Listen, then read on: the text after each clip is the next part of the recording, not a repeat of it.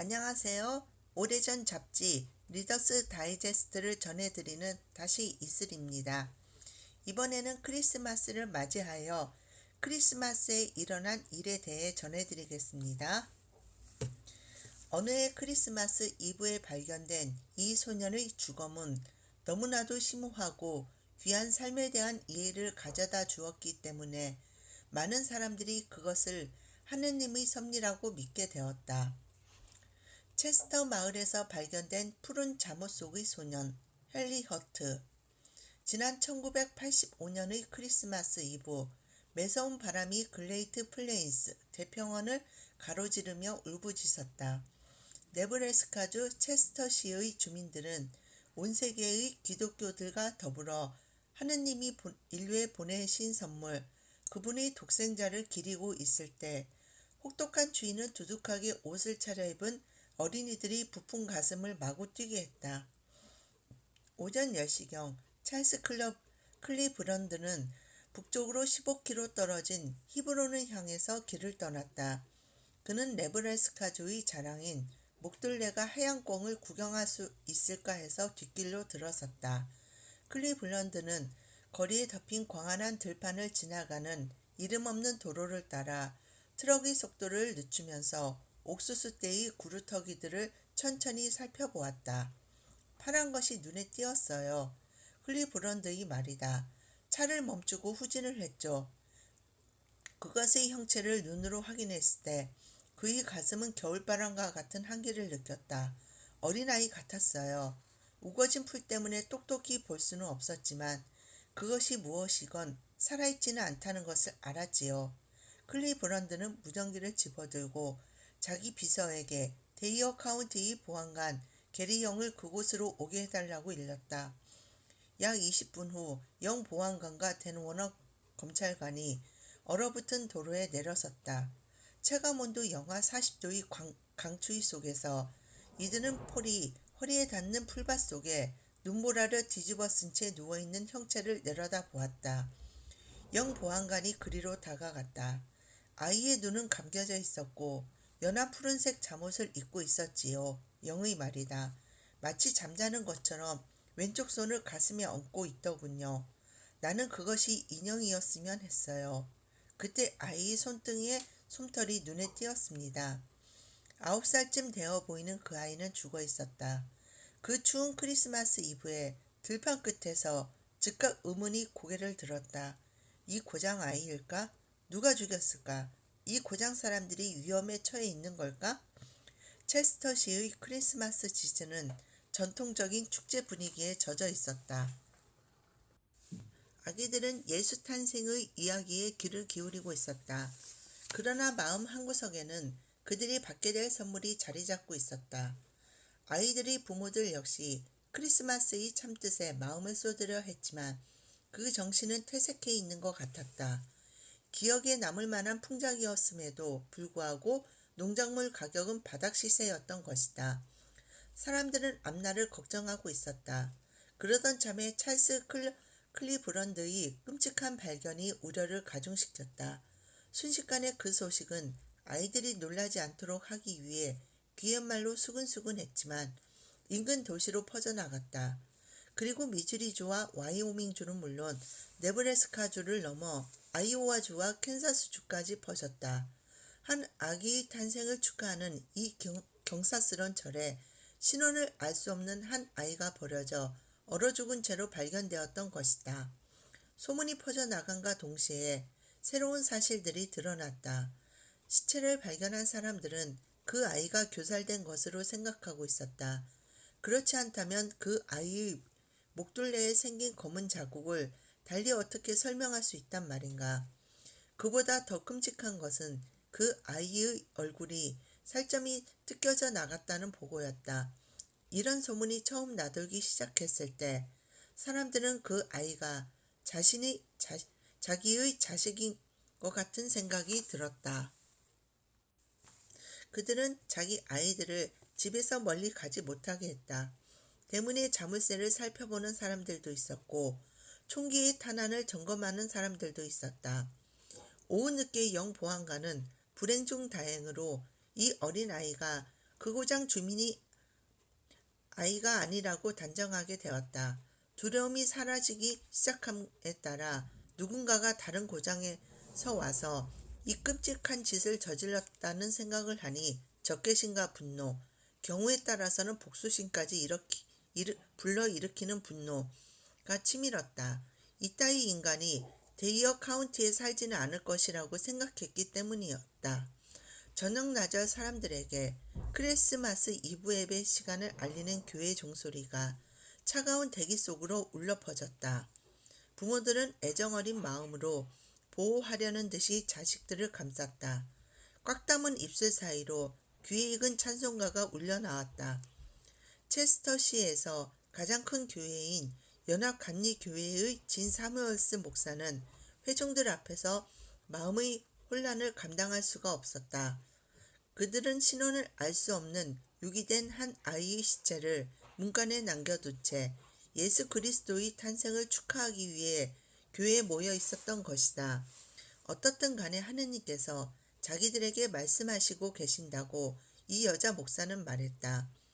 세미얼스 목사는 다음과 같은 약속의 말을 사람들에게 남겼다. 하느님의 영원하심 속에서는 어떠한 일까지도 의미를 지니게 될 것입니다. 그날 밤 늦게 많은 남편들과 아내들은 심각한 의문을 조용히 되씹었다. 대부분의 사람들이 믿고 있는 것처럼 만약 하느님이 정말로 체스터시의 모든 생명을 관장하신다면 그분은 이것으로 무엇을 의미하시는 것일까? 어린 소녀 블루라고 누군가에 의해서 불리게 된 이 소녀는 미국 땅의 심장부에서 그 최후의 안식처를 찾았던 것이다. 실제로 체스터시는 지리학상으로 미국의 정확한 중심부에서 불과 80km 밖에 벗어나 있지 않았다. 그 아이의 시체는 미국을 동서로 가로지르며 멕시코부터 캐나다로 뻗친 하이웨이에서 불과 1.5km 떨어진 곳에서 발견되었다. 이 도로는 수십만 대의 트럭과 승용차가 남북으로 달리는 길이다. 그중의 어느 차량 한 대가 이 어린 소년을 이곳으로 싣고 왔을 수도 있는 일이었다. 당국자들은 신속한 해결을 낙관하고 있었다. 소년은 절대로 불황아는 아니었다. 발육이 좋았고 영양 상태도 나무랄 데 없었다. 골격의 발달로 보아 9세 내지 10세쯤 된 것 같았다. 체중은 약 25kg, 키는 130cm 정도였다. 이빨도 양호한 상태였다. 봉을 박았거나 벌레 먹은 곳은 한 군데도 없었다. 옅은 갈색 머리에 얼굴에는 살짝 주근깨가 덮여 있었다. 보호자의 보살핌과 사랑을 받으며 자란 아이였다. 틀림없이 누군가가 어디에선가 필사적으로 이 아이를 찾고 있을 것이었다. 경찰은 이것을 살해 사건으로 확신하고 있었다.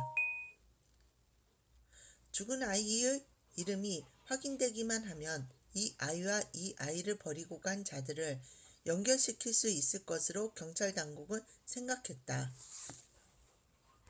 체포는 시간 문제일 것이었다. 그러나 소년의 목에 있는 검은 반점들은 동상으로 인한 조직의 파괴임이 드러났다. 작은 동물들이 그의 얼굴의 살점을 갉아먹었다는 것도 밝혀졌다.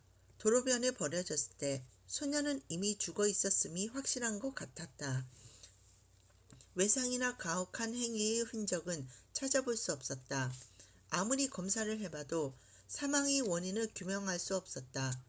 또 하나의 수수께끼는 소년의 몸이 마치 씻어놓은 것처럼 아주 깨끗하다는 점이었다. 손톱도 깨끗했고 깔끔하게 손질이 되어 있었다. 머리도 깨끗했고 단정했다.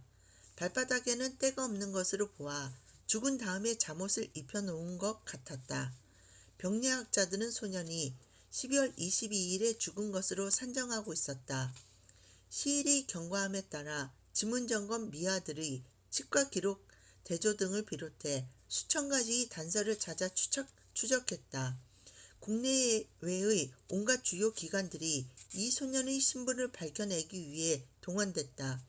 그러나 확실한 단서는 단 하나도 나타나지 않았다. 하나씩 나타나는 이러한 과정들은 이 사건을 그저 아연할 수밖에 없는 불가사의로 몰고 갔다.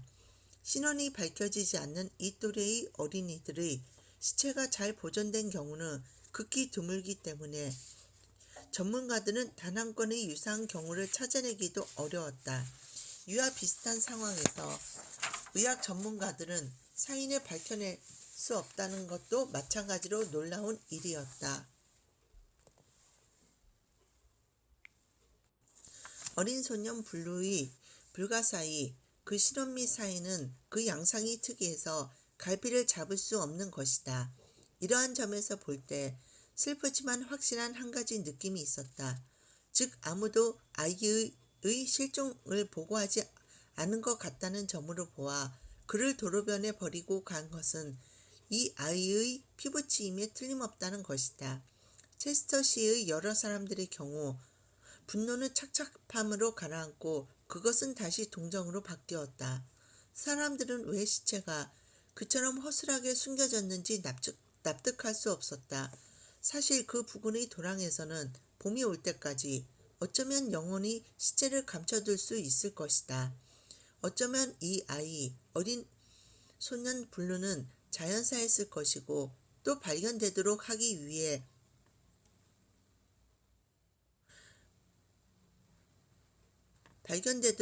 위해서 버려졌을 것이다. 크리스마스로부터 3개월이 지난 후 당국은 어린 소년의 신원을 쉽게 밝혀내게 되리라는 희망을 포기했다. 지방 검찰관은 시체의 매장을 허용했다. 조사 기간 동안 전국 각지로부터 사람들은 이 아이의 적절한 매장을 위해 부의곰을 보내왔다. 공교롭게도 그의 장례식은 모든 기독교 신자들의 명절 중에 가장 성대하고 경이로운 부활절로 잡혔다. 그 무렵에 가서는 경이야 어찌되었던 간에 이 소년을 마테오, 하느님이 선물이라는 뜻을 지닌라는 이름으로 부르는 것이 좋겠다는 의견이 나오고 있었다. 1986년 3월 22일 450명 가까운 사람들이 연합감리교회를 가득 채웠다. 세미얼스 목사는 마테오의 복음서 25장을 펼쳐들었다. 그 구절에는 주님은 자기가 굶주렸을 때 먹을 것을 주었고 자기가 목말랐을 때 마실 것을 주었으며 자기가 나그네 되었을 때 따뜻하게 맞아 주었고 또 자기가 헐벗었을 때 입을 것을 준 데 대해서 의인들을 칭찬한다. 이 이야기 속에서 사람들이 자기는 그런 일들을 한 기억이 없다고 말하자 예수는 이렇게 대답한다. 분명히 말한다. 너희가 여기 있는 형제 중에서 가장 보잘것없는 사람 하나에게 해준 것이 바로 나에게 해준 것이다. 진 사무엘스는 그곳에 모인 사람들에게 오늘날에도 그리스도께서는 굶주린 자, 병든 자, 외로운 자, 목마르고 헐벗은 자들을 통해서 사람들에게 나타나는 것이라고 말했다. 이 어린 아이는 낯선 자였고 겨울옷을 입지 않았고 병들어 있었습니다. 그는 나의 뇌리에서 떠나지 않았습니다. 나는 기도하였습니다. 주님 어째서 이 어린 아이에 대해서 계속 저에게 말씀하시는 겁니까? 어째서 저는 죄의식을 느껴야 합니까? 그 대답은 이렇습니다. 그 아이는 다른 형태로 너희 삶 속에 찾아온 것인데 너는 내 자신의 가치를 증명하기에 너무나도 몰두한 나머지 그 아이를 보지도 듣지도 않았느니라. 그러고 나서 목사는 회중들에게 말한다. 그 어린 소년을 버리고 간 사람들도 아마 한때는 그와 똑같은 어린아이, 즉 이기적인 세상에 대한 그리스도의 메시지를 아직 온전하게 듣지 못하는 사회에서 받아들여지지 않았던 어린 아이들이었을 것입니다. 그들은 법을 두려워하고 있는지도 모릅니다. 하느님은 그들의 마음을 알아보라고 우리에게 요구하시는 것은 아닙니다. 하느님은 우리 자신의 마음을 살펴보라고 우리에게 요구하시는 것입니다. 이 소년의 죽음과 매장은 기독교 신자들이 명절 중에서 가장 중요한 두 날을 이어주고 있으며 또 그러한 사실이 우리에게 특별한 징표인 것처럼 보이기도 합니다. 이제 우리는 우리의 낡은 삶에서 죽었다가 하나의 새로운 삶, 아무도 보살펴 줄 사람이 없는 어린 형제나 자매 또는 친구를 하나 더 포용할 수 있을 만큼 큰 새로운 삶으로 부활하게 되는 것입니다. 그리고 나서 세미얼 목사는 어린 소년이 죽어있던 밤을 상기시켰다. 나는 그 도로변에 눈물 자국이 있었음을 알고 있습니다. 세미얼 목사의 말이다. 그 소년은 손을 가슴에 얹은 채 고이 땅 위에 눕혀졌습니다. 그것은 마치 누군가가 미안하구나 아가야. 이것이 내가 너에게 해줄 수 있는 최선의 길이란다. 이제는 편히 쉬어라. 그리고 하느님이 집으로 가거라 라고 말한 것 같습니다.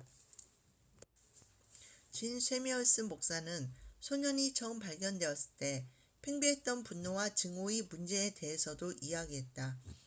그리스도께서는 우리의 마음을 조심하라. 너희들 자신의 행동을 지켜보아라. 그러한 것들이 치유되면 너희는 새로운 시각, 새로운 용서로 남을 대하게 될 것이다. 나는 암 환자의 병상에서 형무소의 감방에서 너희들에게 말을 한다. 나는 굶주린 어린이의 눈으로 너희를 바라보는 것이다. 나는 네브래스카주 시골의 어느 도로변에 버려진 이 소년의 시체에서 너희의 이름을 부르는 것이다. 이렇게 말하고 나서 세미얼스 목사는 머리를 깊이 숙였고 기독교를 믿는 수백만 어린이들이 맨 먼저 배우는 기도를 드렸다. 이제 저는 잠자리에 듭니다. 저는 주님께서 저희 영혼을 지켜주시기를 기도합니다. 제가 깨기 전에 죽게 된다면 주님께서 저희 영혼을 거두어 주십시오. 아멘. 그 뒤를 이은 침묵 속에서 반주 없이 찬송가 나 같은 죄인 살리신 주 은혜 놀라와를 부르는 어른들의 음성이 터져나왔다. 캔사스주의 한 회사에서 기증한 관이 체스터시 묘지로 운구되었다. 묘지 일꾼들은 품삯을 받지 않았다. 간을 안치할 꽉 역시 캔사스주의 한 회사에 의해서 무료로 제공되었다. 과부가 된 병상의 한 연금생활자가 기증한 묘자리에서 어린 소년 블루는 검은 네브래스카주의 흙 속에 누워 안식을 취하게 되었다. 그의 무덤에는 사우스 다코타주의 한 회사 체스터시 지역사회에서 기증한 다음과 같은 내용의 붉은 화강석 묘비가 세워졌다. 1985년 12월 24일 네브래스카주 체스터시 근교에서 버려진 채 발견된 어린 소년. 하느님의 선물을 뜻하는 마테오라 명명함. 여름이나 겨울이나 사람들은 거르지 않고 계속 무덤에 꽃을 갖다 놓았다. 어린이들은 장난감을 갖다 놓았다. 묘지는 81번 하이웨이 연변에 있기 때문에 수많은 사람들이 묘석을 구경하기 위해 들러갔다. 소년을 버리고 간 사람들이 그 무덤에 다녀갔을 가능성도 있다. 사람들은 아직도 그 어린 소년에 대해서 이야기하고 있으며 또 대부분의 사람들이 언젠가는 그 소년에게 어떠한 일이 있었는지 그 진실을 알게 되기를 바라고 있다. 전국 각지에서 들어온 성금이 히브론읍의 블루베리 복지원에 기증되었는데 이곳에 새로 마련된 방 하나가 소년을 기념하는 방으로 명명된 것이다. 진 쉐미얼스의 머리에서는 그 소년 생각이 떠난 적이 없다. 크나큰 사랑이 우리 모두로부터 이 소년에게로 쏠렸고 또 크나큰 능력이 우리에게로 되돌아온 것입니다. 쉐미얼스 목사의 말이다. 그것은 너무나도 희귀한 일이라 하느님의 선물이라 할 수밖에 없는 우리 자신에 대한 이해를 우리에게 가져다 주는 능력입니다. 사람들은 자신의 마음을 살펴보게 되었습니다. 사람들은 남을 판단하고 정당하지 못한 선입견을 갖는 어리석음을 깨닫게 되었지요. 주님은 이 소년을 우리 고장에 오게 함으로써 우리로 하여금 우리 자신을 더 잘 볼 수 있게 하셨습니다. 우리는 하느님의 사랑이 눈물을 흘리며 도로변에 그 어린 소년을 버리고 간 사람들의 두려움을 극복하게 되기를 빕니다. 그들이 떳떳하게 앞으로 나선다면 그들은 가장 중요한 하느님의 선물, 마음의 평화, 상호 이해를 가져오는 평화, 그리스도의 평화를 찾게 될 것입니다. 이 기사가 미국판 리더스 다이제스트에 실린 직후 수사기관에서는 소년의 아버지의 신원을 확보했으며 현재 조사 중에 있다. 오늘 내용은 여기까지입니다. 내용 감동적으로 보셨다면 좋아요, 구독 부탁드리겠습니다. 감사합니다.